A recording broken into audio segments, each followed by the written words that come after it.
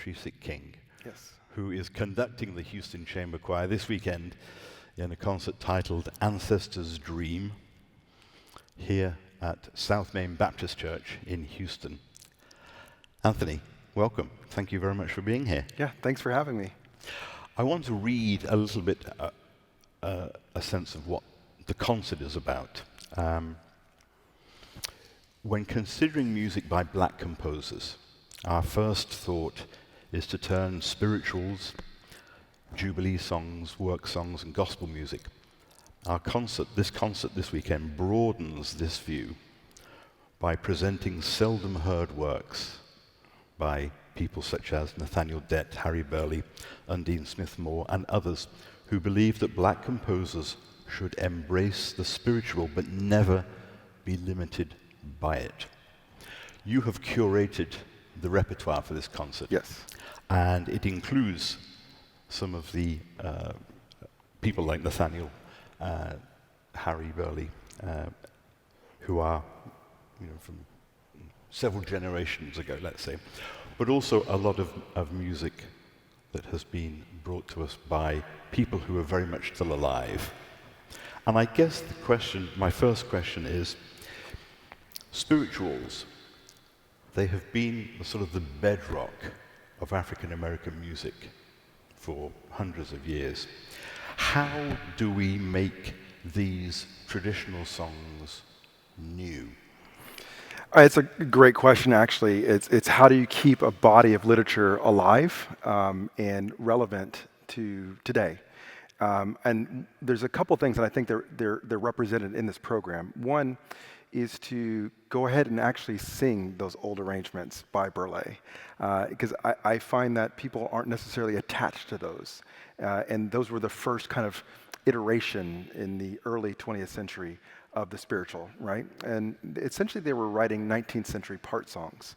And so that's one very specific style or interpretation that has been held throughout history. But the next layer is there ways that we can modernize it in the sense, make it fresh or new? The next layer may be Moses Hogan, and Moses Hogan is represented on this program as well. Right. Unfortunately, he's no longer with us. But even people like Stacey Gibbs, who is doing a fantastic job of writing new arrangements of spirituals today. And so his work, Rosephine Powell's work, of just finding kind of a new voice is I think vital to keeping the spirit alive. My personal approach to the arrangements that you'll hear on the program tomorrow is to, in one sense, create a piece of music that you might have heard if you'd been around in, say, 1820 in Georgia on a cotton plantation. So try to capture that spirit as well. So both a sense of old and a sense of new. But if you look at what Nathaniel Dett, similar to Burleigh's inspiration with Dvorak, he was using the spiritual as source material to create whole motets. And so there's that range of it as well. The last thing I'll say on this particular program in particular that I think is important for the audience to know is that composers write other music outside of that as well. So you have the Marcus Garrett in his My Heart Be Brave, for example. That piece of music, it's not a spiritual. It's not inspired by a spiritual, but it is a composer who is of African descent writing phenomenal music. Joel Thompson is another person that we're representing with his America Will Be. So to me, it's about showing the entirety of what composers of African descent have done, particularly those who are connected to this country. In origin, were the spirituals part songs? Did they sing in harmony? Because it would seem to me that if you are bringing these pieces into the 21st century, one of the ways that you can play around with them, if you like, is because you've got sopranos, altos, tenors, and basses. Yeah, correct. You're absolutely right. The texture was different. So prior to the 1860s, the texture would have been heterophonic. In other words, the singers would have been singing unison or in octaves. Sometimes there's a second part. Sometimes there's a third part. But those parts were all related to the kind of the unison melodic line. but they were allowed to and encouraged to inflect and create improvisation around that. So you end up with a texture that ends up being quite thick. So if you think about a 3-part texture, for example, or even a 2-part texture, but a 2-part texture in octaves is all of a sudden 4 parts. And especially if they're not all like singing exactly the same thing. It can get quite interesting and quite complicated very quickly. But yet it would be organic and fresh. And you're going to hear some of that actually on this program where we're trying to recreate that texture where it's very, like I said, kind of this unison 2-part, 3-part texture. So there's harmonies. The harmonies are quite simple, but the complexity comes in the improvisation and how one would inflect on a specific line. So yes, and if you look at the writing of Stacey Gibbs, it's modern harmonies that come in. So you can certainly add new harmonies to kind of freshen up, add rhythmic interest through different syncopations, different ideas, things that were influenced by jazz perhaps or gospel music. So there's lots of ways that you can keep the spiritual alive. And you mentioned Stacey Gibbs, and you'll be performing his arrangement of Wade in the Water, which is one of those foundational pieces, yes. Isn't it? Yeah, it absolutely is. I think Wade in the Water, there's a few spirituals on the program that people absolutely can gravitate towards and they know. Wade in the Water is certainly one of them. My Lord, What a Morning is another. But there's a lot of spirituals and a lot of pieces that will be new, but yet they'll feel familiar, right? Because the theme is still there, that the desperation, the means of survival, that is still infused in those pieces. And so that's it'll feel familiar even though they're new pieces.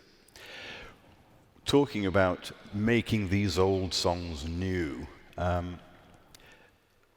many of them sort of came back into fashion, so to speak, during the civil rights movement. Yes. And that sort of gave them a renewal. Right. When you arrange some of these traditional songs yourself, how do you approach taking a traditional text and making it new? Because this is sort of the anxiety of influence, isn't there? You know what they've done in the past, how it's been sung in the past. How do you then make it new? Do you play off of the traditional setting, arrangement, etc., or do you come at it from a completely different perspective? I try to. I think my approach is off the traditional, and there's a couple of source materials, books of source materials that I kind of turn to learn new spirituals, because we're talking hundreds of spirituals, right? 600, 700 that we have some record of, including spirituals that are not in English. This Creole language spirituals, yes. Which is fascinating to me, and so. Finding the original source material, the primary source material, as a guide or as a basis for the foundation, and then it's a matter of playing around with it. And my personal approach is to not to overcompose it, because I think it's really easy with modern ears and modern techniques to come in and go, let's make this as complicated as I possibly can. But I think it loses some of its charm and its the original intent if it's overly complicated, at least from my particular approach of the spiritual. So I want to provide a balance to, the work that Moses Hogan has done is just absolutely phenomenal, but it can be quite complex. I want to provide the balance to that as I'm doing it. And to play off of something else that you mentioned, that the spirituals came back during the civil rights movement. You're absolutely right. During the immediately after the Civil War, during Reconstruction, the spiritual essentially disappeared. And it wasn't until the Fish Jubilee Singers in the 1880s began singing it, again, 19th century part song arrangements of spirituals. They brought it back and made it popular again, particularly for HBCUs, so historically black colleges and universities, the FISCs, the Jubilee Singers. Yeah, absolutely. So they brought that back, but then it also kind of faded again. But then the civil rights movement during the 40s and 50s and 60s, they came back again. The spiritual essentially is a protest song, right? It's a protest song. So protest music is occasional. It lasts for as long as it needs to last, and then it goes away. And then when you need another protest, it comes back. So the civil rights movement was a perfect breeding ground for a reinvigoration of the spiritual.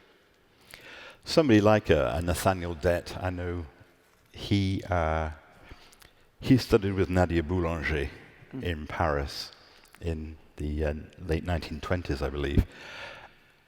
So, I mean, he's tied very closely to the European classical tradition as well. But Nadia Boulanger would always tell composers to write what they know, to draw from, the culture, the music that surrounds them at home. And Nathaniel Dett collected a lot of the spirituals together, didn't he? Yeah.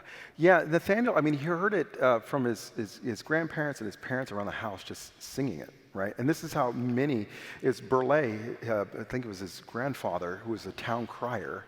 And as he was going around, and lamplighter, and he was lighting the lamps, little Harry would follow along, and he'd be singing spirituals. And so that's his first contact to it. So it's through kind of the oral tradition that these composers were exposed to it. Even myself, it was through oral tradition. My first exposure was in family churches in Birmingham, Alabama, and Nashville, Tennessee. So it's that oral tradition. And Nathaniel Dett, when he first started out, he wasn't necessarily like, this is a goal of mine. But eventually he's like, oh, actually, there is a wealth of music here that can be used for source material, that we can create this whole new body of work that's kind of a national sound. So it's an embodiment of what Dvorak kind of predicted. The spiritual is, in many respects, the purest form of black expression. It came out of the black churches during slavery times, and it was when slaves they were free for that hour or two on a Sunday. They were free to create, to worship as they wanted to. Yeah. And so these songs have a pride of place, but it's also songs that some people would say you can't mess with them. Yeah, I think you can mess with them, but you have to know what you're doing. And I think that's where people, I can understand the sentiment. In other words, you have to realize that this is the sacred music of the black people of the United States. Right. Both sacred as in, it's sacred secular, but also it is such an important piece of culture that you have to be careful with what you do with it. And you have to understand where it comes from. You have to understand its culture. You have to understand the history of slavery in the United States and what the Middle Passage was like, and how families were separated from each other consistently. And you were never around somebody who could speak the same language as you. So you were always stuck in a position where you were isolated and alone. This is why family in black families today is so wildly important, because for so long you couldn't have a family. So yeah, I think you have to treat it with care and respect. I think a lot of conductors in particular may get themselves in trouble when they don't spend the time to research and understand culturally and the significance of it, when you would with Bach, for example, right? The amount of through music education that we've learned about other composers and other cultures and other times, it's rooted into the educational of becoming, a trained quote unquote classical musician. But spirituals aren't. They're not part of that conversation. So, and I think we're doing a disservice not only to the material, but we're missing an opportunity to create connection with ourselves and with our history and with the variety of people who make up this country. So it's an opportunity, I think, for us to kind of dig into it. And I get it. It's hard because those resources, it's not, if you pick up, the Grout music history book, it's not there. So what are you going to do? Right. So that makes it a challenge, and I fully understand that, but there's certainly resources that are worth exploring. I think one of the things that stands out in musical terms, that stands out about spirituals is the tremendous melodies. And we all have to say a very big thank you to Harry Burley, because he introduced Dvorak to African American spirituals, and we hear those melodies in Dvorak's New World Symphony. It's melody, isn't it? Yeah, the melodies, absolutely. I think that's what captures it. And again, if we think about that original heterophonic texture, the melody was the most important thing, right? The harmonies were secondary, and so everybody would know the melodies. And what I loved about it, like many other folk songs, right, or bodies of folk songs, it was perfected over time. Someone would sing it, and someone would hear it, and they'd then repeat it, and they'd make a small change to it, and then it would just happen over and over again. And eventually, you end up with something that is absolutely gorgeous and almost perfect in every way. And so, to me, that is, one of the magics.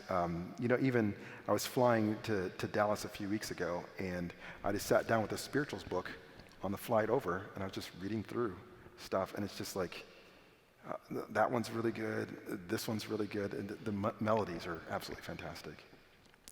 Let's talk a little bit about Joel Thompson. Yes. Who is maybe the youngest of the composers represented on this program. He was born in 1988, the same year as me. But his piece, America Will Be. Yes. Which takes its inspiration, certainly in terms of the libretto, from Langston Hughes. Talk a little bit about this piece. It's a fascinating piece. It's not based on a traditional spiritual at all. It's completely new. Yeah. The only snippet of a quote that's in the piece is "America the Beautiful." You kind of hear a snippet of that at the very end of it. But yes, it's a newly composed piece in which there are words from the Statue of Liberty and words from young kids, because he was working at a high school, or composing this for a high school, in which the singers were like, I dream for, I wish for, and finish that statement. And so in this piece of music, there's Mandarin, there's Vietnamese, there's Sinhala, there's Spanish, German.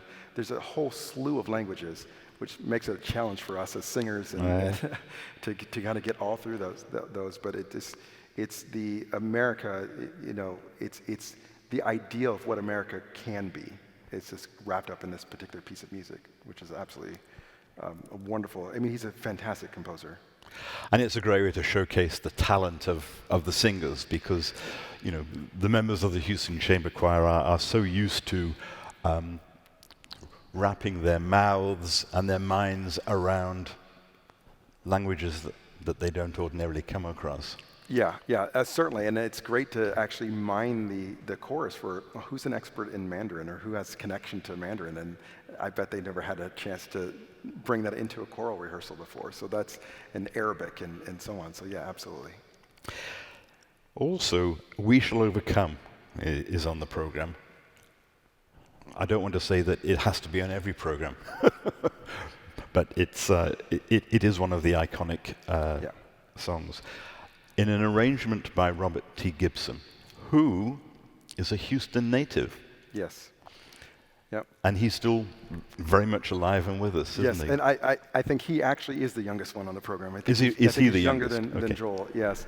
I was just texting Robert a few days ago and say, oh, by the way, I'm doing this with Houston. He was elated.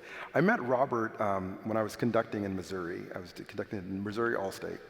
He teaches in Missouri, doesn't he? Not anymore. He's actually doing his graduate work here in Texas. Oh, okay. So okay. Yeah, he left to do that. But he was a student then, undergrad, and came to the rehearsals and was watching. And we were doing a couple of spirituals on that particular program. And afterwards, he came up to me. He said, that was the first time that I saw a choir perform, particularly spirituals, and I didn't see color. And that just really hit me as in we did our job. We did something really well because he felt validated. And I've just been watching him. He's an incredibly talented young man and composer, music educator. And you'll be hearing and seeing more of him, I'm sure. I do want to point out that some of the arrangers and composers on the program are women.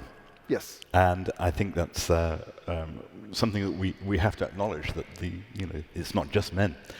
Undine Smith-Moore. Yes. Talk a little bit about her. She is one of the greats, isn't she, in terms of African American composers?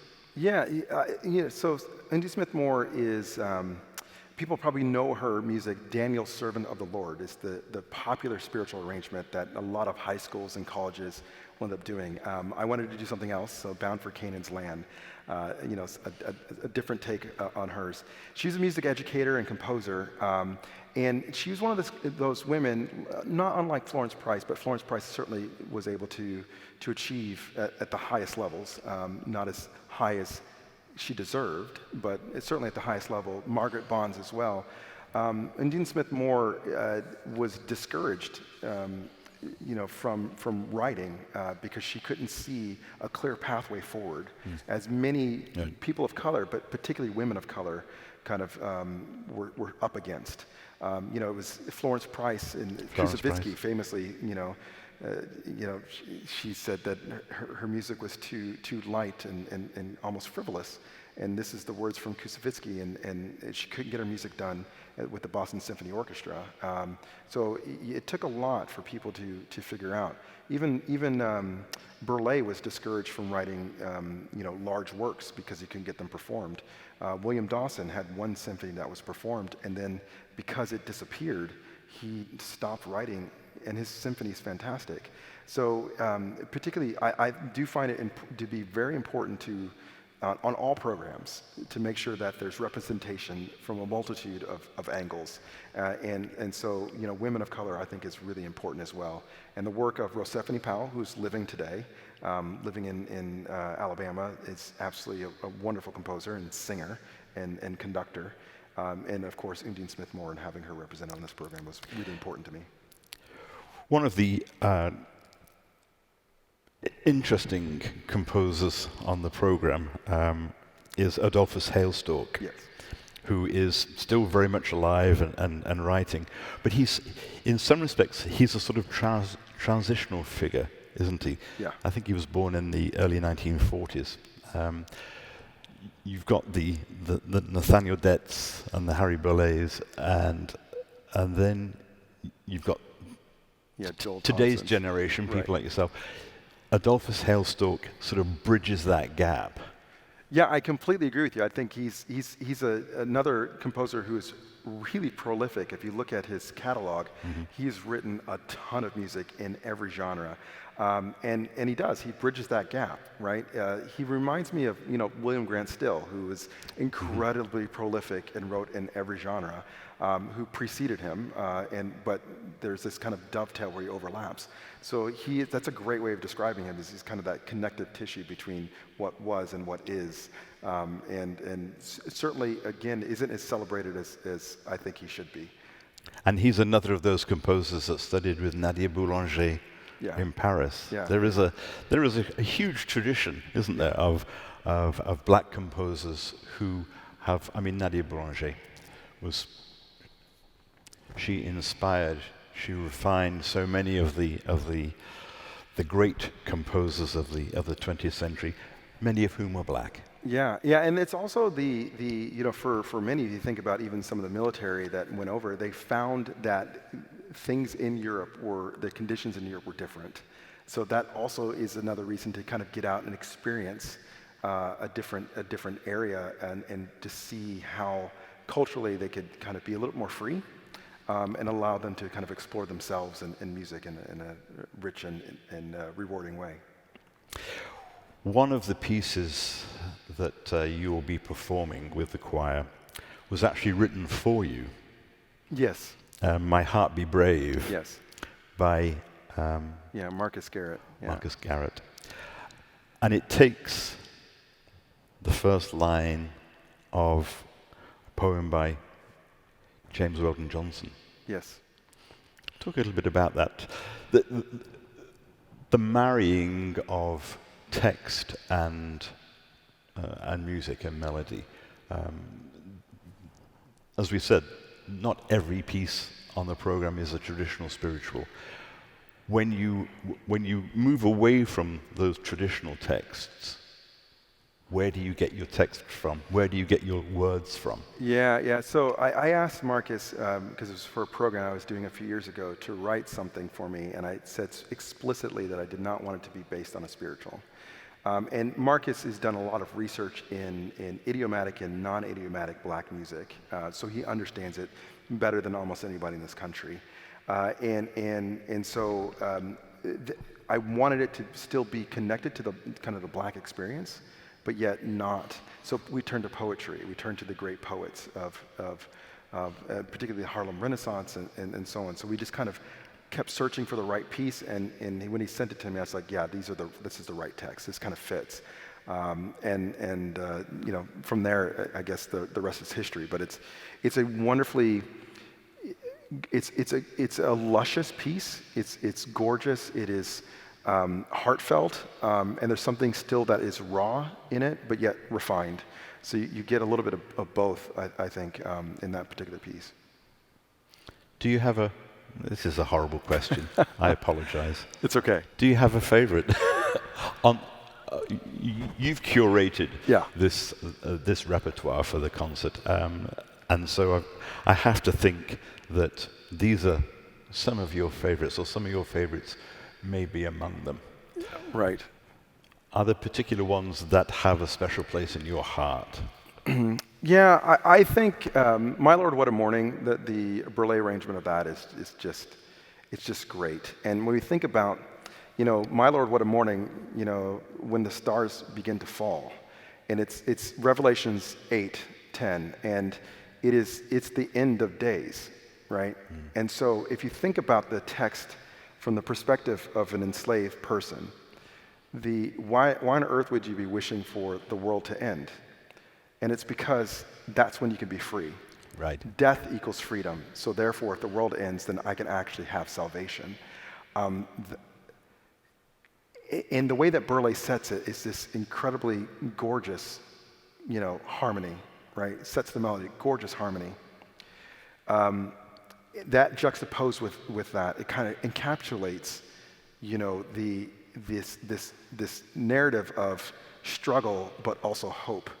Hopelessness, but yet I'm wishing for the end. It's just the complexity of it emotionally, I think, is spot on. So I've always enjoyed that piece. It's one that I do quite often, and it's hopefully will be a highlight of the program.